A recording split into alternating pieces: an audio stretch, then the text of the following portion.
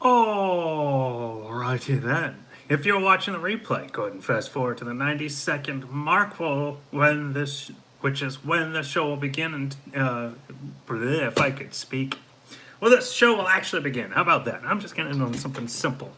What is up, Alex? What's going on, brother? Thomas, what up? YouTube. Let me make you a little bit brighter. Right there. Now I can see. Cool. All right, what's up, everybody? We're going to start in exactly 59 seconds. 59 seconds is when the show will begin. Suns going to win tonight on 2K when I play it later after the game. Yes, they're going to probably win 2 or 3 times. What is up, brother? What's going on? Nothing much, y'all. What up? YouTube, how you doing? I'm ready. Are you? We're going to start in 35 seconds. I always start at the 90-second mark. Thank you. Now that it's reaching a point where I can style it more the way I want. It's still a little short, though. I still need to go longer. And seriously, dude, I will take an upset. Believe me, I want to be in the playoffs this year. I know I'm not saying that as in, like, they're going to make the playoffs. I want them to be in the playoffs. I'm sick of the Suns not being in the playoffs. So if they can make the playoffs, that would be fantastic. And they're only going to get there when keep that countdown going. Oh, that's a little slow for me because I'm going to start in 5 seconds. What's up, bro Chacho? But if they can beat Golden State tonight, then they might be on their way to becoming a playoff team. They also match a prediction or fulfill a prediction that I made earlier this summer. And welcome to Valley of the Suns Live, the weekly edition. My name is Adam Maines. I'm your host. I'm your site editor. I am your friend of the Sun, and we are one game away. Well, I mean, to be honest, it's Monday. So we have finished, 1 week of the regular season, had 2 games. And I think, what is up, YouTube? And so I think, even still, we've got a ton to talk about, especially because I want to talk about DeAndre Ayton. But yes, I kind of do think I don't want to say the playoffs are unrealistic. I don't want to say unrealistic, but the truth of the matter is that I don't think anything is unrealistic. It's just a matter of the odds are certainly low, and so the expectations should be low as well. And so that's kind of where I'm at. We will beat LA. Is tonight Ayton's highest scoring game of the season, I'm assuming, thus far? I don't know, because he had 18 in opening night. It'd be great if he scored more, but that's kind of what we're talking about. So let me open with this. I want to know what your expectations are. By the way, we are about 3 minutes in, so go ahead and please repeat. Ayton equals Shaq just pressing your buttons. Well, I hope so. I hope he is. I want growth and don't care about wins. I am okay with that as a Suns fan too. But no, I want to ask you specifically, and YouTube just said pushing my buttons in regards to the Shaq conversation, the Ayton Shaq comparison. What are your expectations for DeAndre Ayton this year? Not what you predict, not what you hope for. What are your expectations? Yes, Kemba is. He'll be an expensive buy, one way or the other. What are your expectations? I'm starting to lessen my expectations on DeAndre Ayton a little bit, and I'll explain what that means. The Suns 1 trade away from being in the playoffs, and the Suns dark horse to sign KD. They might be 1 trade away from being in the playoffs. Truthfully, it just depends on who that player is that they acquire. If they acquire Damian Lillard, that would be early, and they do it early in the season. That makes the Suns definitely playoff competitive. It definitely makes them better than Minnesota. 16 points, 9 boards, 4 assists, season 1. That would be huge. Low end double-double for Ayton. That would be huge. He'd be the first Phoenix Suns rookie to ever get a double-double. I don't think the Lakers are going to trade Rajon. I mean, I did write a couple of days ago that maybe Lonzo Ball could be that guy. 17-8 averages at the minimum. All right, so here's the thing. My expectations might be on the verge of lessening a little bit. What I have seen from Ayton, in Game 1, his numbers were good. And they were quiet. And that's something, I have no idea, but I'll take Zion because I'll take a power forward upgrade. I need to make sure he can hit a 3, though. Ayton is 20. I believe he's only 20. At oldest. Hold on, I can get that very quickly. He is 20. Yeah, so his birthday was July 21st. Can the Suns upset the Warriors tonight? They can, I just don't think they will. Jokic is a flopper, he's European. So, okay, to that point, Joe just made the point, Ayton needs to be more assertive. This is what I've seen from Ayton so far. I have seen a guy that reminds me way too much of the Polish, what did I call him? The Polish rubber mallet. He just reminds me way too much of the Polish rubber mallet. I want to see a guy that is a hammer. What made Shaq dominant, and sure, okay, so maybe the rules have changed a little bit, but not not too dramatically against centers. And against especially a center who is maybe an assertive center. T.J. McConnell would be huge. There was another talk. There was somebody else who's mentioned recently. There are probably some names we could probably come up with easily that might help the offense move a little bit smoothly and definitely get Ayton the ball in the post. But what I want to see from Ayton is somebody that's going to go out and he's going to grab 12 rebounds. He's not going to let 8 rebounds come to him. He's going to go out there and he's going to grab 16, 18 rebounds once every a month, once every few weeks, triply on those games where he's not playing a big-time center. I want to see him go out there and drop 20 points, not let 12 points come to him. And so what makes me, YouTube, I'm sorry, the two cameras are a little funny, but so what worries me a little bit is, again, he's only 2 games in, but I haven't seen that assertiveness from Ayton that I've wanted to see. It's a new system for him, no matter what. Even if Earl Watson were still the head coach, it would still be a new system for DeAndre Ayton coming out of college. And his former head coach has been helping a lot, trying to help his development and transition along somewhat. So there is that. So I'm thinking that he is getting the assistance that he needs. It looks like he's afraid of getting fouls, but the thing about it, though, is that, so go get your fouls. He got 5 fouls called on against Denver, but again, as was referenced with Jokic, a few of them, he probably didn't get all 5 fouls, literally. He probably did not commit all 5 fouls. His biggest problem is awareness and his stamina. He gets tired quick and then his effort drops. So then he definitely needs to work on his stamina for sure. And if that's the issue, then that is definitely fixable over time. It'll take time throughout the season. But yeah, he's showing a little too much respect. He is not, again, I want to see a guy that grabs those boards, that takes, the drops those points, to use the phrasing that I did earlier. I don't want to see a guy that just lets those points come to him, let those rebounds come to him, because then you're average. What sets Devin Booker apart is the fact that he says, okay, I'm in control, and he takes control. And he has the mentality to do so, and he definitely has the skills to back it up. So, when he fails, he knows, yeah, but I'm going to get it the next time. DeAndre Ayton might not fully have accepted, might not fully appreciate, there you go, YouTube, might not fully appreciate yet that he is not only in the NBA, but he's definitely got the body and he is capable of being an NBA center. So he needs to definitely develop that. And in regards to Bender, could be a water boy. I mean, that's Bender's problem. Bender is just still 3 years in, does not seem to realize, no, you deserve to be here. Now go be assertive. Unfortunately, Zona has a spurts of energy. Oh, at Zona, he had spurts of energy. Not only that, but I do remember hearing that he was also very, his defense would come and go. That he was not the most... He was not the most focused defender. And he's looked okay, but, against both, who they opened with, against both Dallas and Denver, there were plenty of times where the other 4 guys on the court just went, let somebody right straight through and didn't put in any effort. And again, could it be afraid of committing a foul? Sure, but you know what? I look back and I make these comparisons. And Shaq fouled out in his first game. His first career game, he fouled out. But he still had 18 rebounds. I'll have that. Oops, I pull up Shaq Harrison for some reason. Shaquille. I want to say he still had 18 rebounds, which means he was playing a little out of control. Sure, no D in the paint, none whatsoever.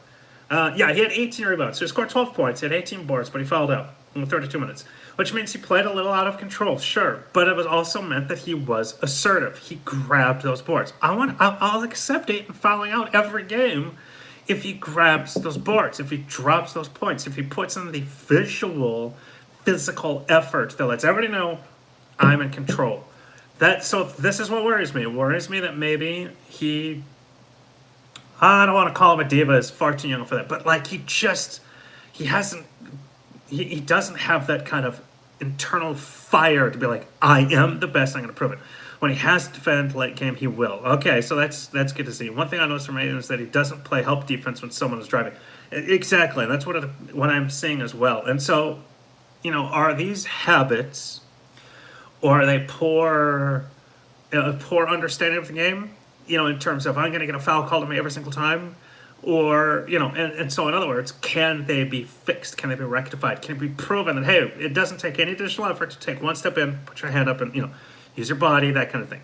Again, I'm not overreacting here. Nobody's said I have, but I want to just say I'm not overreacting because I don't believe, though, I believe it is far, far, far, far, far too early to judge him. What I'm just saying is that in 2 games, I've seen a pattern that is just like, okay, is this him? In which case, well, how do you deal with it? Or if this isn't him, is this him? How will it develop, and how long will it take to develop, and what proper traits and characteristics and skill sets does he need to learn to really assert himself as that dominant, powerful center? Ayton better bully Jones tonight. That's the thing. Yeah, Ayton should have bullied Jokic around. Really, I mean, it's like he shouldn't ever be bullied. Ayton didn't play good for Denver. He turned his ankle in practice. I heard that could be just nerves. Something about Shaq and David Robinson is they took every matchup personally as if it was opponent's challenge to greatness again. And then that brings me back to the Devin Booker not comparison, but just contrast. And that is that Booker looks at his opponent and says, "I'm going to beat you." That's why he's got that hashtag Mamba mentality. Is he goes into every matchup with the perspective of, "I'm going to beat you. I'm going to win. I am better than you. I am going to succeed." And when he does so emphatically. And I want to see that from Ayton. Josh Jackson is super inconsistent. But real quick, we are 11 minutes in, give or take. We're almost 10 minutes in. Go ahead and please like, please retweet.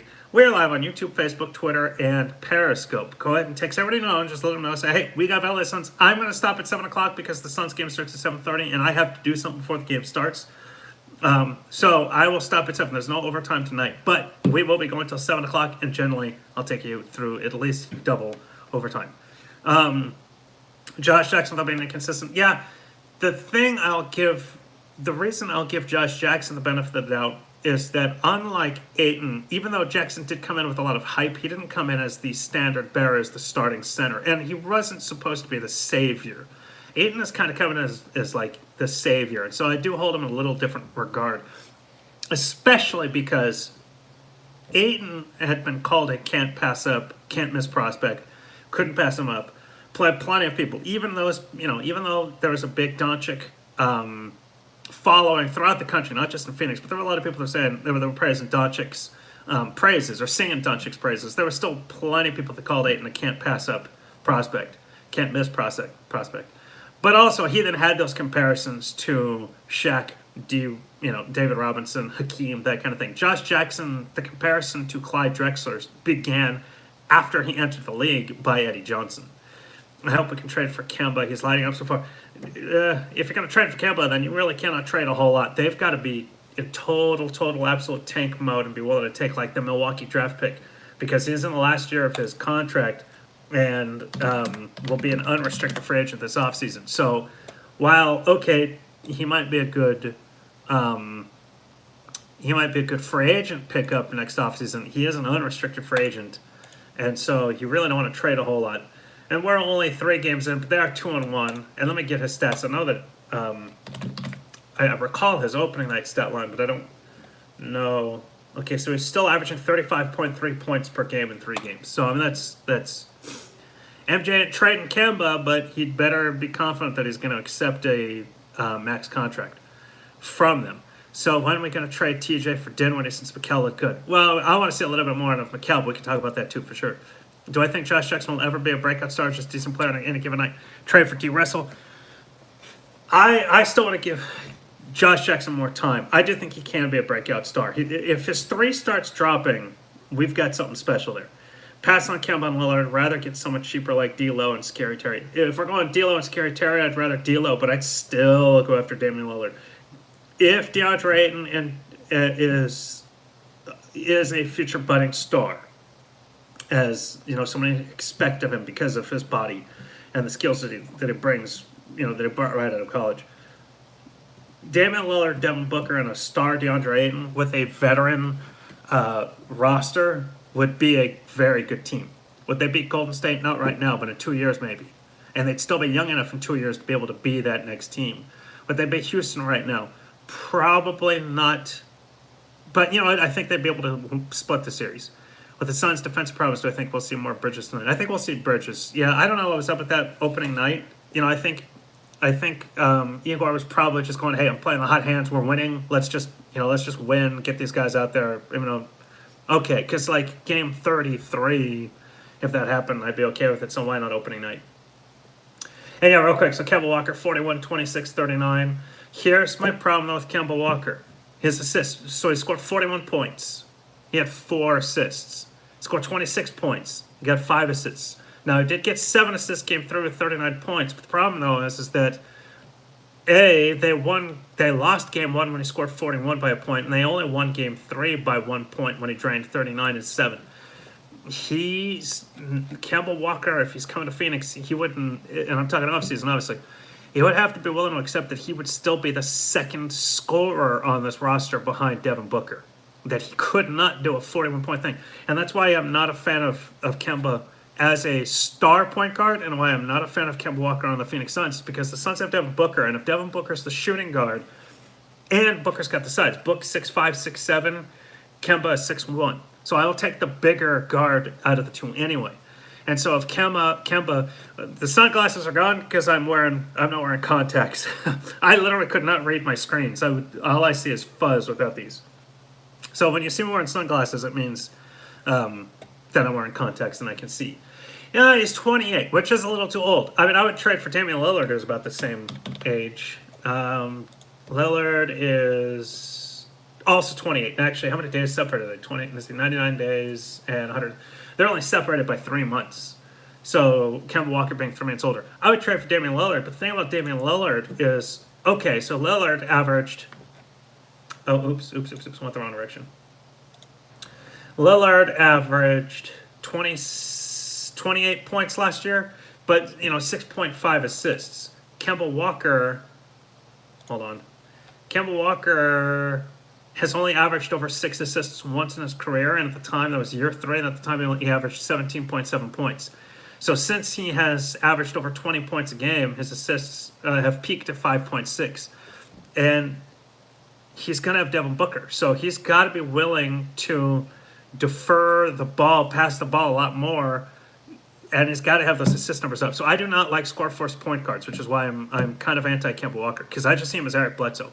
What happens if you get Dame Dollar in the same scenario? Dame Dollar is... Well, okay, but they still play differently. Dame Dollar is still more of a passing guard. I mean, and the stats bear out. I mean, he averages an assist more a game than Kemba does. I don't know what happened to Ayton. Do you trade for Rubio? And if so, what for? He's also 28. Well, hold on. What's his contract?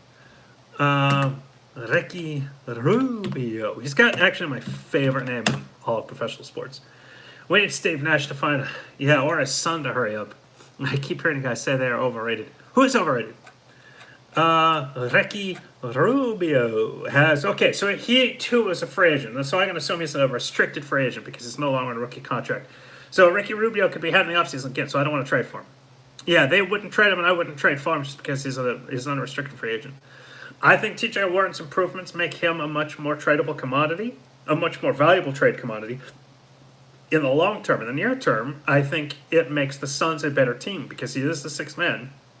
And so if he's coming off the bench and training 2 to 3 threes a night, I want to keep TJ too, but let's be real. I mean, he is their most tradable commodity, young commodity. And so if he's coming off the bench training 2 or 3 threes a night, that is huge for the Suns. Who is overrated? TJ has looked good. Bridges looked good against Denver.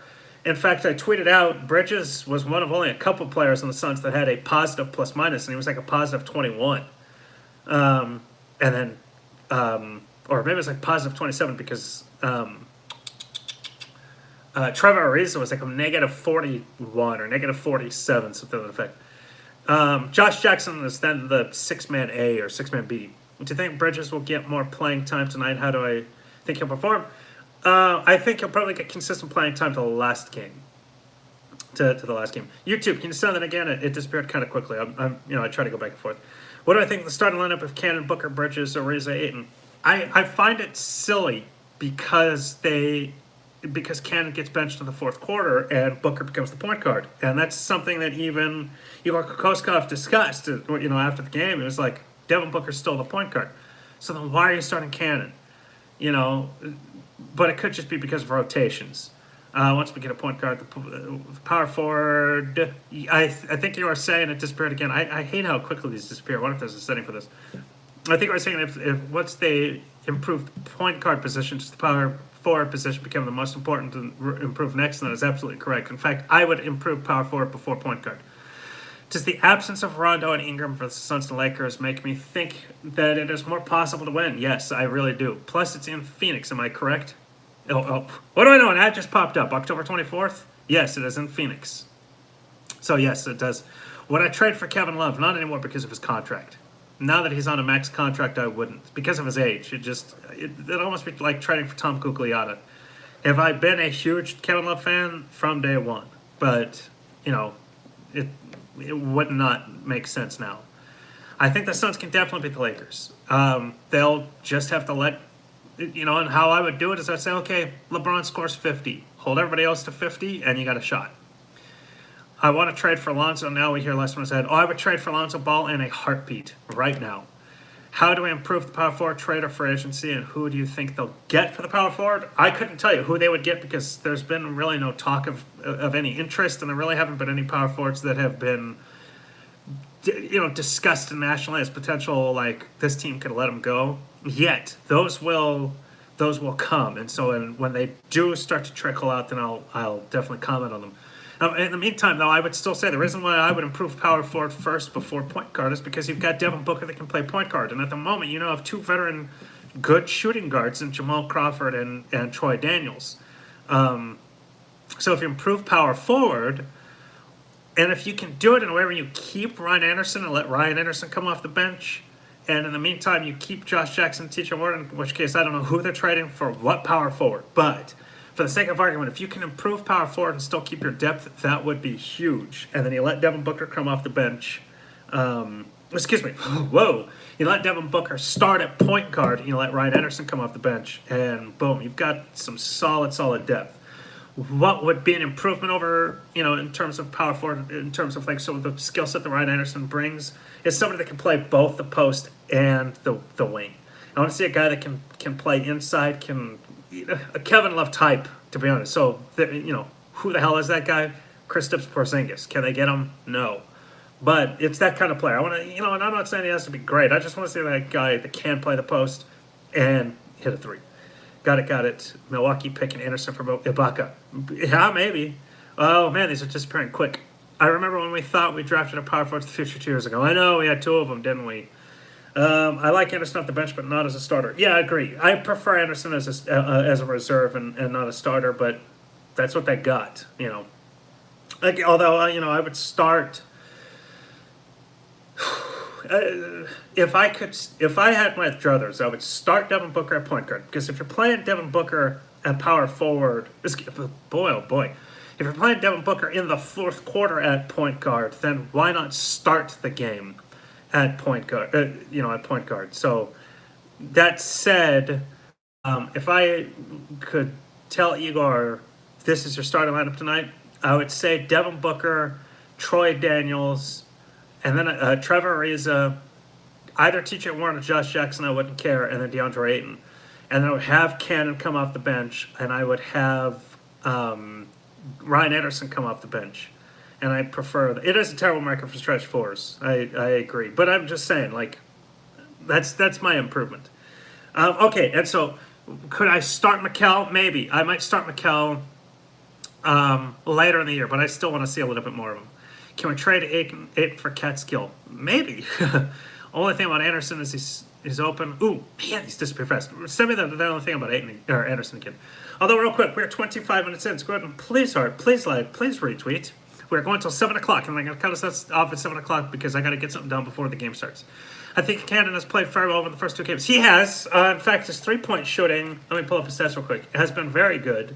I am pleased about that. He had 7 assists against Dallas, and then he only had 1 or 2 against Denver. My point, though, is that if he's not finishing the game, then why is he starting the game? Booker, a shooting guard. Oh, JJ, Warren, Ariza, Ayton. Yeah, well, so that's, if I recall correctly, that's the lineup basically that I wanted in the offseason. But if they're playing Ariza at small forward, although it's 6'10", 6'11", he could play power forward, but whatever. If they're playing Ariza at small forward, then I would still bring Troy Daniels off the bench and make him a starter. Do I think Cat is gettable now with how he's playing? I'd have to look at his stats real quick. So Isaiah Cannon, 2 games, 11.5 points, five rebounds, 4.5 assists. Impressively, though, he's shooting 50% from 3, and that's on like 12 attempts. I got to see Karl Anthony's stats real quick. So give me 1 second. I'll have it right here. Yeah, 17 points, 7.7 boards. No, I don't think he's any more gettable, even not knowing that. Simply because he'll be a restricted free agent after this year, which means he's still under contract for at least another season after this. His problem is Jimmy Butler. That is the problem for probably everybody on that roster right now. And so I'll bet once Butler is traded, in particular depending on the players that they bring back, Ayton's stats will look a lot more like year 2 pre-Butler, when he averaged 25.1 points, 12.3 boards. He'll become more of an offensive force again. Andrew Wiggins will average 20 points again, because if I recall correctly, he didn't average 20 last year, whereas he did the year before. Andrew Wiggins. Yeah, so he averaged 2 years ago when Karl Anthony Towns averaged 25 points and Wiggins averaged 23.6. Then Jimmy Butler comes in, he averages 17.7. So I think both those guys' numbers will skyrocket. He's got the massive dads. Will Butler get traded? Yeah, I mean, Butler will get traded. It's just a matter of who are they going to get. They are, I'm not going to repeat that word, but yes, they are they're a mess, but it's a mess of their own making. They should have traded Butler early in the season. Early in the offseason, just like the Suns should. You know, Ryan McDonough, if he was going to get fired, he should have been early in the offseason, not 9 days before opening night, not after the first preseason or third preseason game, if I recall correctly. You know, it's just that's just the crazy illogical stuff. So I just think that, you know, Karl Anthony Towns and Andrew Wiggins will suddenly look a lot better without Jimmy Butler there. The thing, though, and this is really what's good for the Suns, is that they're going to become Oklahoma City post James Harden. They were better because, you know, Oklahoma City will be better than with Kevin Durant and Russell Westbrook than Minnesota will be with Karl Anthony Towns and Andrew Wiggins, because Kevin Durant was still one of the top 5 best players in the league. Neither Wiggins nor Karl Anthony Towns are top 5. You know, arguably even with Oklahoma City was number 2 or 3 at worst. So they will be better, but they took a step back. They couldn't win a title without James Harden. And then as soon as Butler was gone, or as soon as Durant was gone, you know, it became rebuild. You know, and then, you know, and it took the trade for Paul George, and they're still not a championship team, even with Paul George and Steven Adams. So that's going to be Minnesota. So I'm happy about that. They're going to take a step back, just as the Suns are going to take that step forward, presumably, and presumably with Ayton at the front. I'd take Tyus Jones or Teague in a heartbeat. Tyus Jones in particular would be somebody that I would absolutely make a run for. I think it'd be good. Again, because I'm looking at passing, I'm looking at assists numbers, and that's what I want to see from a point guard that the Suns might invest in, whether it be assets or, you know, or money or both. You know, meaning trade for agency or, you know, trading for somebody who's under salary for a while or that's going to need to be re-signed soon. So I you know, if I'm looking for a point guard, I'm not looking for a score first point guard unless their name is Damian Lillard, because Damian Lillard transcends that kind of scoring point guard type. He's not only going to score, but he's also going to give you your 7, 8, 9, 10 dimes. Is it you live tweeting from this account? Yes, it is. It is me. So yes, when I make mistakes, when you see mistakes, you know, typos, it's just because I'm doing so fast. I'm thinking we aren't going for a point guard unless they're a bona fide star. Agreed, which is why I do think maybe power forward. I actually started writing about it last night. I wasn't able to offer the depth that I thought I was going to be able to, but I'll publish it tomorrow. I do think power forward should be the position they more look into.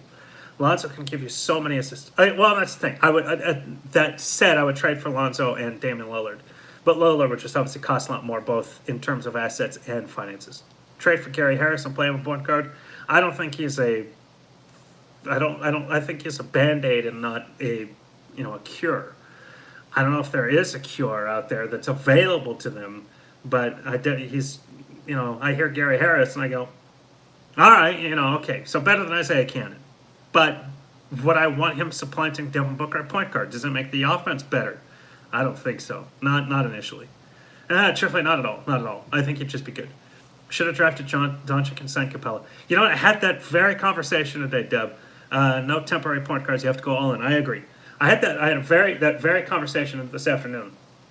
I still would not have wanted to pay Capella as much as he would have demanded, which was close to a max. He wasn't paid a max, but I don't remember it was close to a max.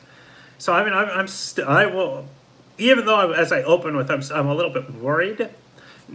Yeah, he would have been matched, but for the sake of argument, let's say you could have overpaid to get him. Even though I'm a little bit worried in Ayton, he's still just too skilled, and so I do think he's gonna take that step and make us go, yep, he was the best pick. Do I think Dragon Bender could benefit from time in the G League? Yeah. I don't know. Why isn't there now? Still should have drafted Doncic.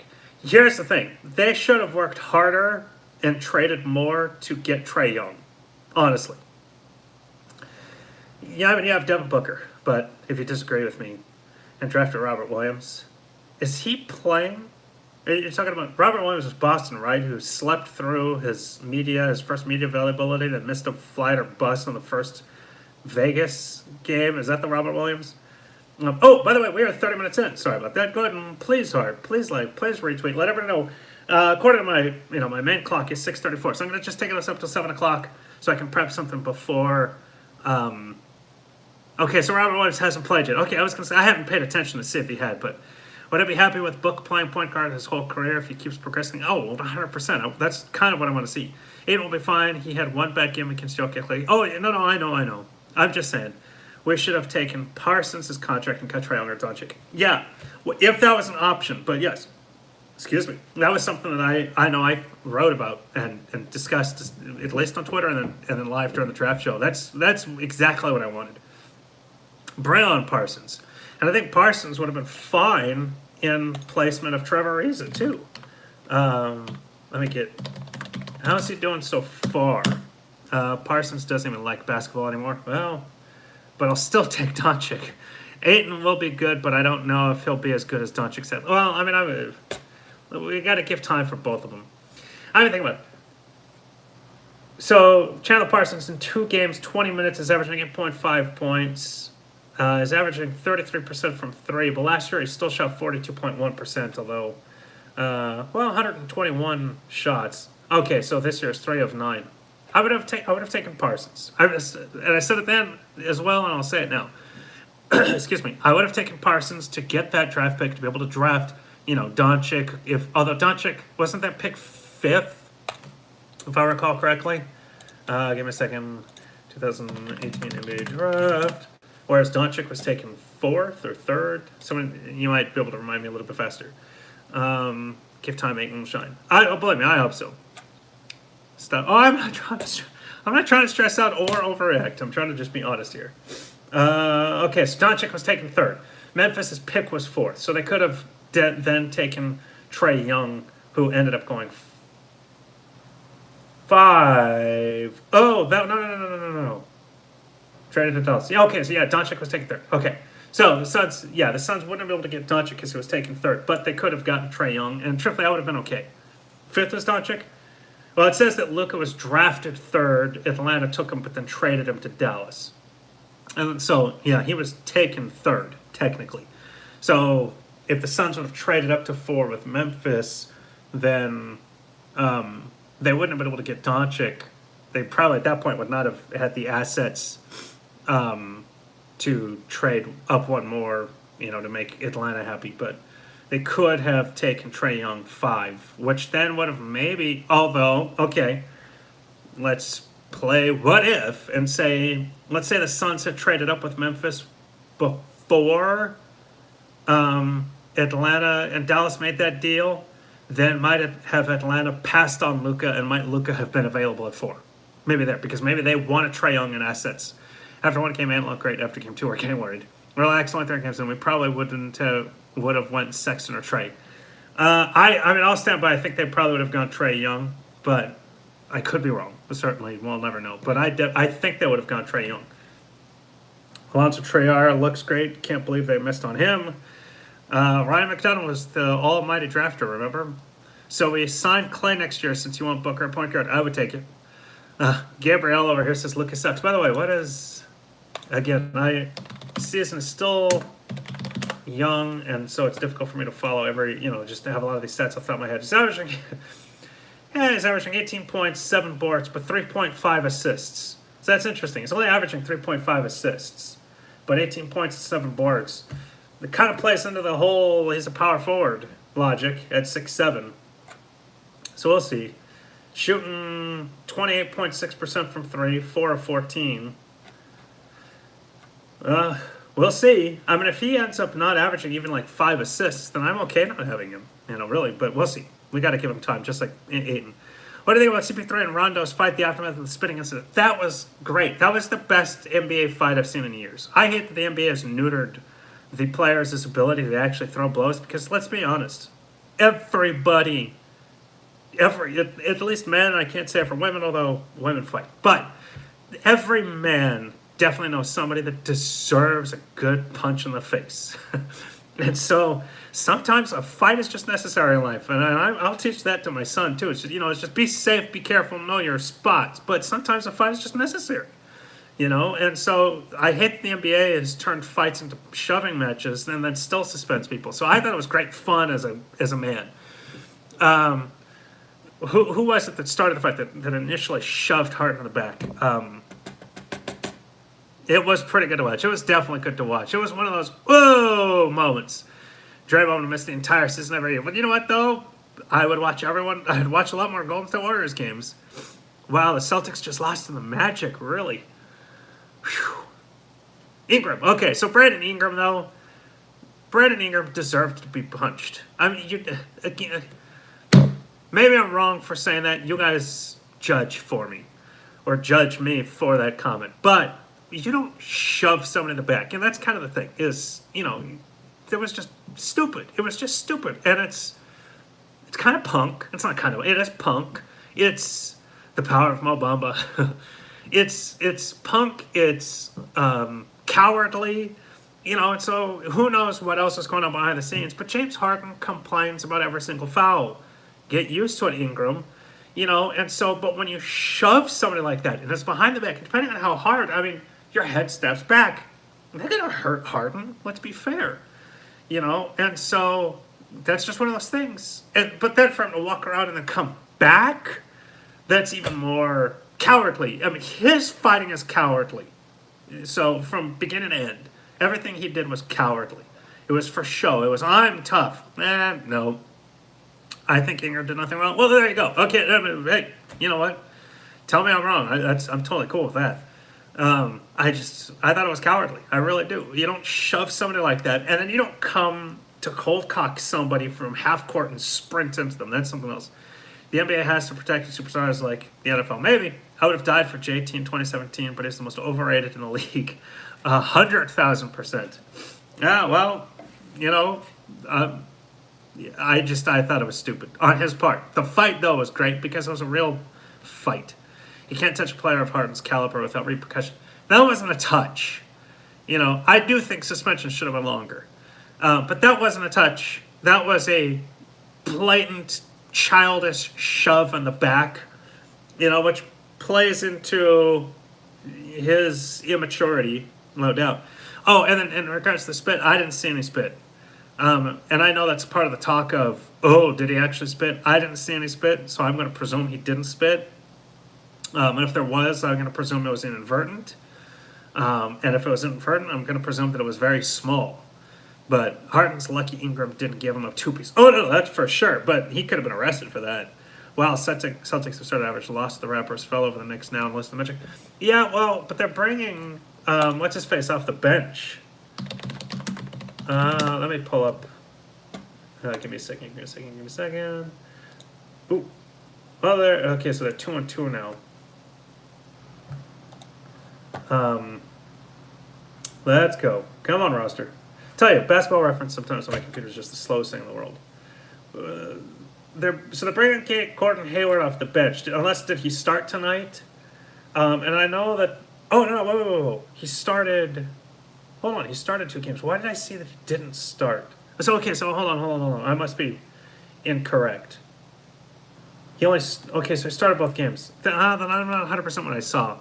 Then I have to recant what I was thinking. It's definitely too early, but maybe the Celtics have too much talent. Could they be the Portland Trail Blazers of the late 90s?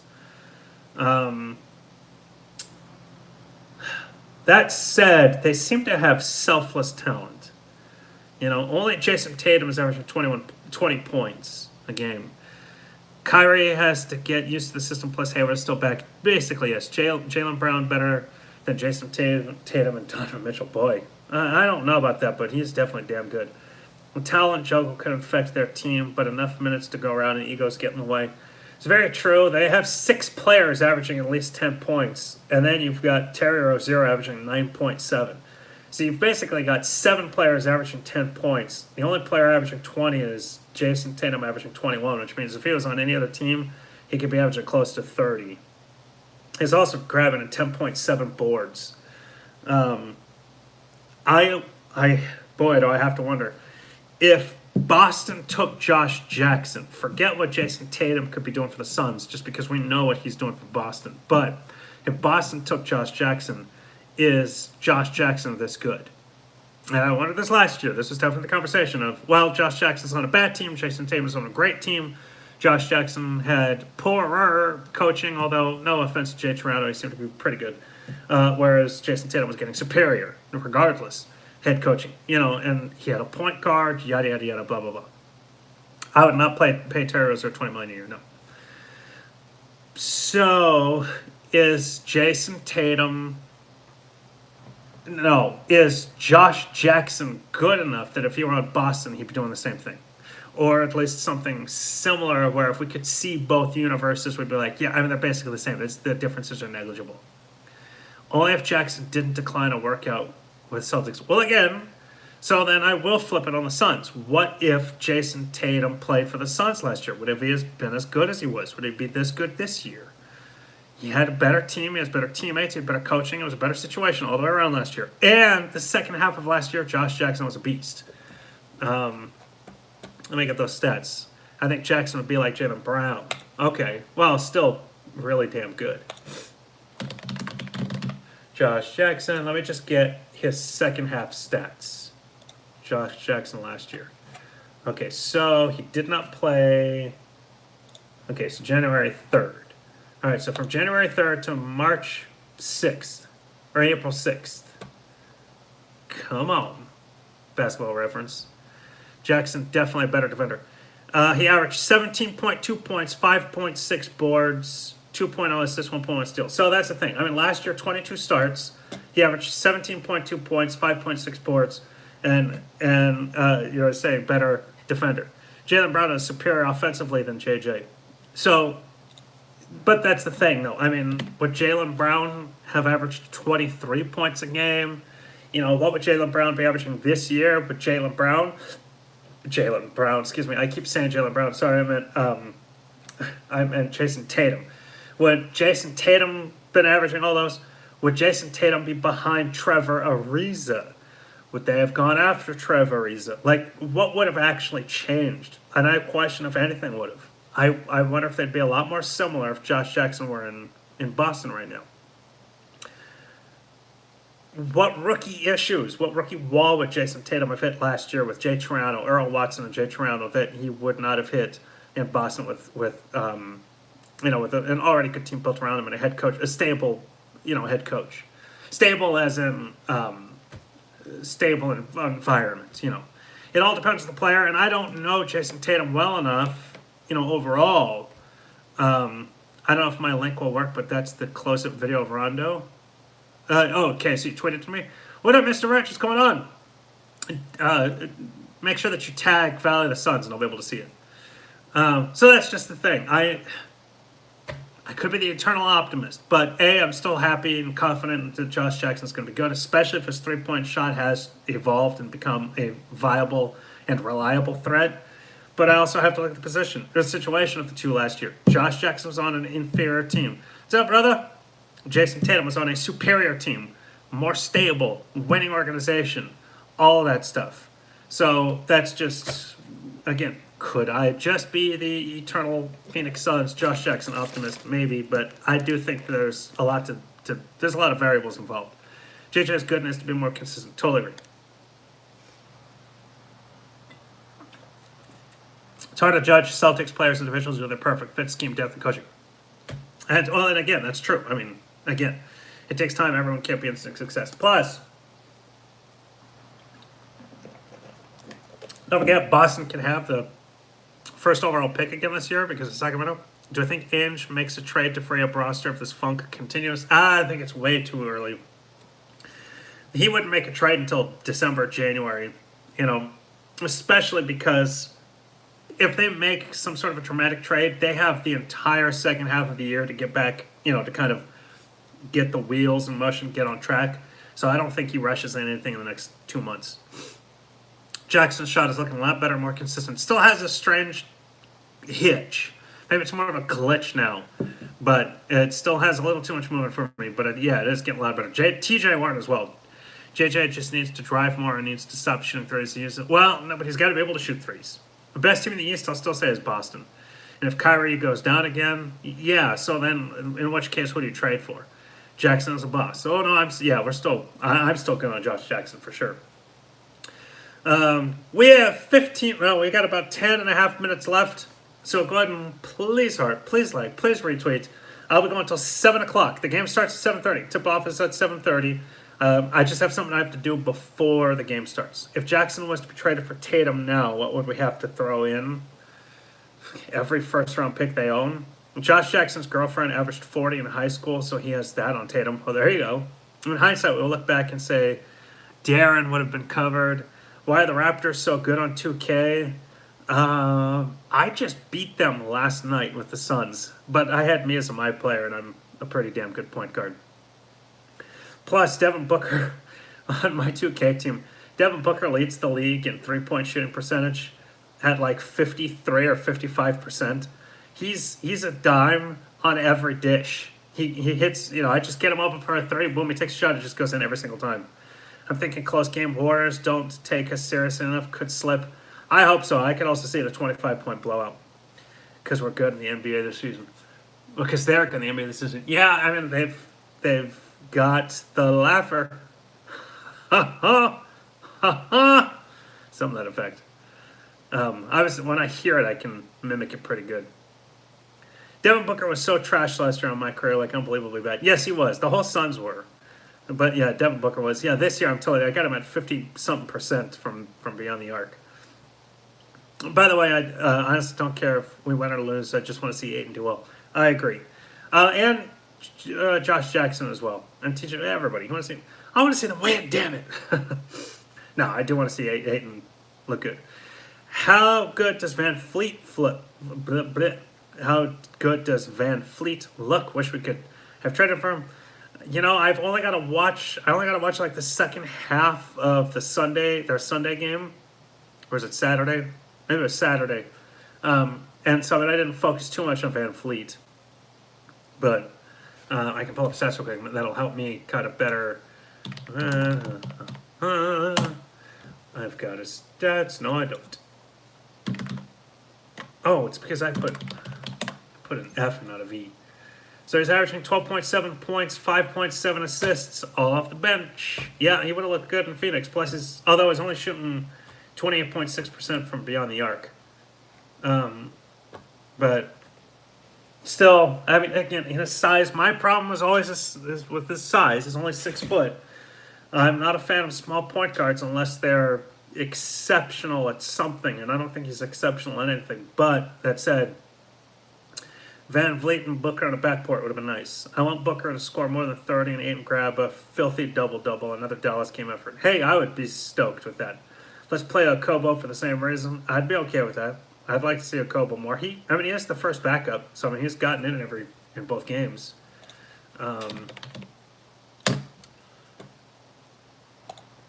He's averaged 5.5 minutes, but what have you. He has gotten into both. Yeah, he's played 11 total. Oh, excuse me. Speaking of JJ, do I think they're going the route we went this draft, getting Mikal? We should have gotten Fox. No, I think why they did that, him not driving, watched it, good, be safe. I think the reason they did that is because they were drafting. So you obviously you draft best available, and obviously Ryan McDonough believed that Mikal Bridges was the best available to trade for. Like, it was the best available that he could acquire. You also do that regardless of position. And so I think when you drafted a small forward and you're expecting Mikal Bridges to be a starter, that puts the Suns in a place where they can shout out, or what up, Yuma? That means they're put into a place where they can trade from a position of strength and, add to a position of weakness. So rather that they had drafted a point guard and that point guard had ended up not being that great, now you no longer have that full strength at power forward, at small forward.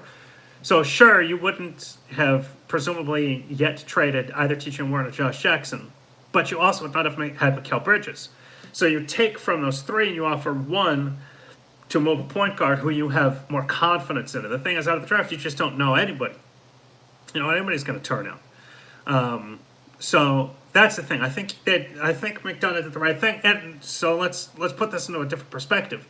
And that's the same strategy he had with Isaiah Thomas. Now, it didn't work with Isaiah Thomas because he didn't explain his plan at all, apparently. And you don't really explain. You don't tell guys, hey, somebody's getting traded.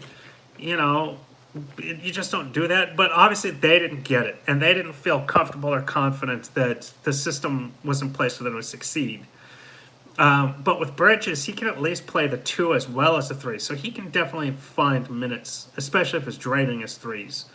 But regardless, then at that point, it's just like having Isaiah Thomas, Goran Dragic, and Eric Bledsoe at point guard, where you're thinking, I can trade from this position of ultimate strength at point guard to then fill a position of ultimate need, which at the time was shooting guard. Because you had Gortat, you had Marquise Morris, and I think Markieff Morris, and I think you also had Marcus Morris. So, you had your small forward, your power forward, and your center pretty all set up. So then you need your shooting guard, so you would trade your point guard for your shooting guard.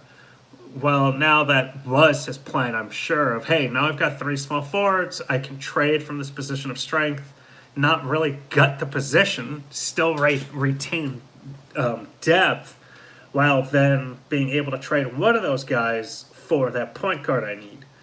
So, again, that was always his logic, was I'm going to trade from a position of strength. So the question remains, who's the expendable piece for the point guard? It depends on who they're going after. Do I find it hilarious we had a 3-point guard, now we don't have any? Oh, I know, it's the great irony of this whole situation. It depends on who they're going after. If a guy like Damian Lillard becomes available, I trade Josh Jackson. If Josh Jackson is the most valuable piece, I'd trade the most valuable piece of the 3, whoever it is. Maybe at some point Mikal Bridges becomes the obvious most valuable piece. I trade whoever the most valuable piece is. If you're trading for less than a Damian Lillard, if you're trading for a veteran, then I'm trading T.J. Warren. If I'm trading for a prospect, then I trade Mikal Bridges. So that's the thing, is it gives them the chance to, it would have given Ryan McDonough the chance to trade with all of those variables intact. Can I get a superstar? Yes, because I've got Josh Jackson. Can I get a moderate player? Yes, because I have T.J. Warren. Can I get a prospect? Yes, because I have Mikal Bridges. And in the meantime, I can, who are the Lakers going to trade? The Lakers have to be able to trade some. Who are they going to trade? And so in the meantime, then when that trade goes down, and I'm talking of either Josh Jackson, T.J. Warren, or Mikal Bridges, then the Suns still have 2 players at that position. So Lonzo or Ingram, do they want to trade Ingram? I could see them wanting to trade Lonzo, but do they want to trade Ingram? And even if it's for Damian Lillard, I don't know. I don't know. Is that enough? Is only 2 young players enough for a guy that averaged 27 points and 7 assists last year? Bridges, low-key, might be better than JJ in 2 years' time. I've heard that for sure. For Lillard, they would? Okay, so then I say, was that enough for Portland? And are you sure that the Suns couldn't have a comparable trade? Flipping Giants are going to drive me crazy. The Giants? Football or baseball? Not a problem. I hope it was insightful. Okay, so by the way, I'm going to get off in 3 minutes. I'm getting off at 7 o'clock. Tip-off starts at 7:30. I'm not going to take us off. Oh, tonight is Monday Night Football. Okay, sorry. I actually kind of have baseball in mind because the Diamondbacks re-signed Escobar, and I've been wanting them to rebuild. I want to trade Goldie, trade Greinke, let Pollock walk, go after Corbin if you can keep him. But I would do all that. Get Lonzo and Ingram blows our package out of the water. Maybe. Who do I have in the World Series? Boston. Poor Giants. I'll have to look it up. Obviously I don't watch when I'm doing this. 8 and double. I sure hope so. Imagine being a Raiders fan and a Suns fan. Rest in peace. Hey, imagine being a Cardinals fan. You know, it's not a whole lot better. Okay, let me see real quick just so I can respond to your guys's. Did somebody get hurt? The Mets will have Goldie. Patrick Peterson. Yeah, I know. I have to trade Gold to the Mets. So has the game started? Falcons' offense heating up. Oh, it's the second quarter. Okay, it started. Is it 100% healthy? I hope so. They showed him doing a spin move dunk in practice. He looked pretty smooth. Ayton versus Draymond should be fun for sure. Golden for Cespedes. So 10-3 at half. Okay, 10-3. Oh, it's into the third quarter, Atlanta. I need Julio Jones to score 6 touchdowns tonight for me to win my fantasy league. Wiltz has been on a tank mission. Yeah, sure. Pat Pete, future Pittsburgh Steeler, could be. I got another minute left, and then I got to get out of here. And then you'll see me on Twitter during the game. Typos and all, baby. Didn't Draymond support Embiid? He might have. Would I go after Draymond Green for agency? Hell yeah. Put him at power forward. That's a power forward. Hell, I'd go after Draymond and Clay. What do I think is a realistic point guard target for the Suns trade this season? I don't really know if there is one. I really, really don't. I think their best bet is in the offseason. Suns v. Gets. How you Cards offense will look with Byron. Hopefully, well, I want the Cardinals to go 1-15, 2-14. Anyone to get the best pick and then trade it. Are the Suns the best in the league? If they trade or sign a decent point guard and Durant, they're definitely one of the best. Milwaukee pick up. Oh, Milwaukee backup point guard. Oh, Milwaukee's backup point guard. Oh. Which is, who is it?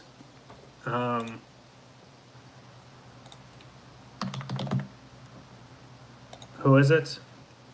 No Delhi? Come on. Later, go Suns. Peace. Let's go. Draymond didn't kick anybody. Yeah, the Barry's not exactly. Delhi. Oh, Matthew Dellavedova? Oh, I kind of thought you were thinking of Malcolm Brogdon. Okay, Brogdon, cheers. Yeah. How's he? What's he averaging right now?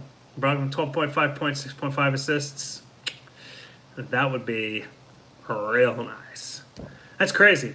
Giannis averaging 6.5 dimes. Malcolm Brogdon, 6.5 dimes. Chris Middleton, 4 dimes. Eric Bledsoe, 5 dimes. Boy, they got a lot of offense. What's their record? 2-0. Interesting. What's wrong with Delhi? His age and the fact that he's Australian. I'm kidding, brother. Just his age. All right, it's after 7 o'clock. I got to run. I got to take care of something before the game starts. So go ahead and I'll see you on Twitter. Okay, so real quick. I just saw the starting 5 tonight. It's a video. It won't let me load the video while I'm live with you guys. But anyway, oops. I'll see you on the flip side. I'm kidding, brother. I'm just teasing. I'll see you guys in 1 week. I'll be right back in 1 week. Have a good night, brother. Let's go Suns. I love you all. I do this for you. Aussies are awesome. Ben Simmons. I would take Ben Simmons. Shade at the Aussies. It's a joke. Joe Ingles, best Australian in the league. Could be. Have a good night, brother. All right, I'll see you. I love you all. I do this for you. I will see you next Monday at 6 p.m. Let's go Suns. Hopefully with the great Suns upset Golden State Warriors and further bring to reality my prediction of the offseason. Let's go Suns. I'll see you on Twitter. See you in a week. Peace.